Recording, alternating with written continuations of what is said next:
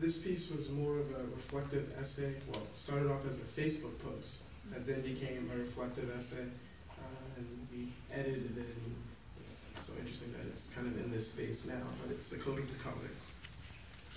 I had the pleasure of being pulled over by the police last night. Again, I'll take a second to set the stage for you, but I'm sure you can already imagine.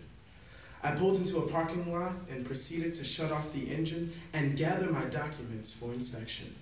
Luckily, my wallet was close this time.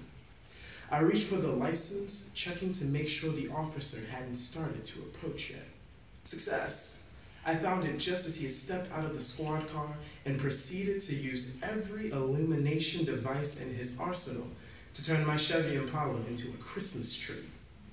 Keeping my eyes on the side view mirror, I immediately clenched the steering wheel. Maybe it can offer me some solace, I thought. I called upon my braver self, the one that my friends turn to for advice, the one that my siblings lean on for support. I know the script as to what's expected, and my inner sociologist told me now was the time to code switch. I needed to be docile and non-threatening. Maybe the officer saw my large university sticker in the rear window. Maybe he saw the textbooks and paper drafts that littered my cabin. Or maybe, just maybe, he saw a young man sitting in the driver's seat, as calm as a single mother, as a jury delivers the verdict for her only son.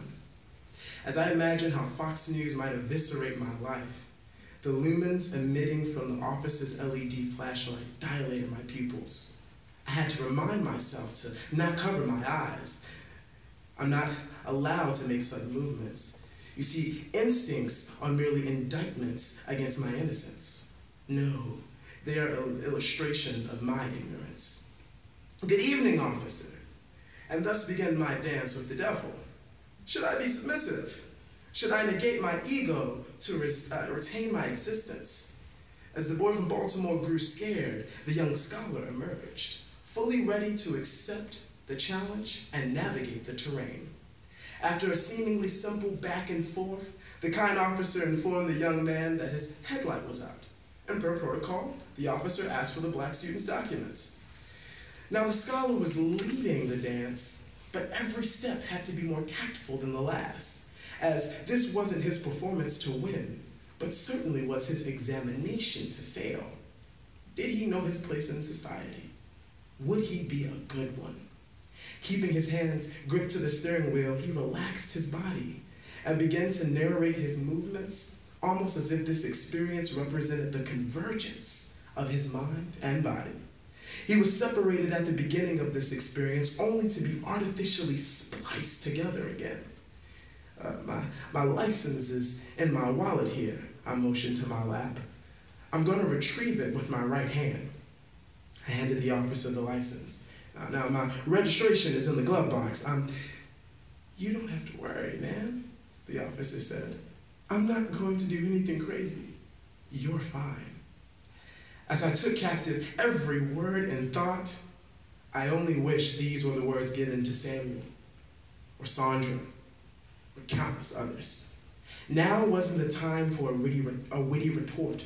In this case, sass only meant my ass is grass, or at least 6 feet under some. Take that anger, take that collective outrage, and live to see another day, youngin', the scholar told the boy. Keeping one hand on the steering wheel, he opened the glove box. As if the universe itself was smiling on the young man, the very first item within reaching distance was the registration certificate. The officer inquired about the headlight, and the young man had nothing of substance to offer. Anchored to the wheel, he reached for the document and handed it to the officer. The officer disappeared into the bright light, and after the structural integrity of this one white t-shirt succumbed to perspiration, the officer returned. He informed the scholar of his previous track record with other members of the officer's family. The warning was issued and advice dispersed. The officer disappeared, and so did the bright lights. Gone were the otherworldly beams, and the darkness quickly became solace. After regaining his composure, the scholar beckoned the boy to start the car. And so departed the boy, forever grateful for the scholar, yet dismayed at his own inability to be brave. The battle was over, but this soldier still stood, tall and proud, but more importantly, alive. Thank you.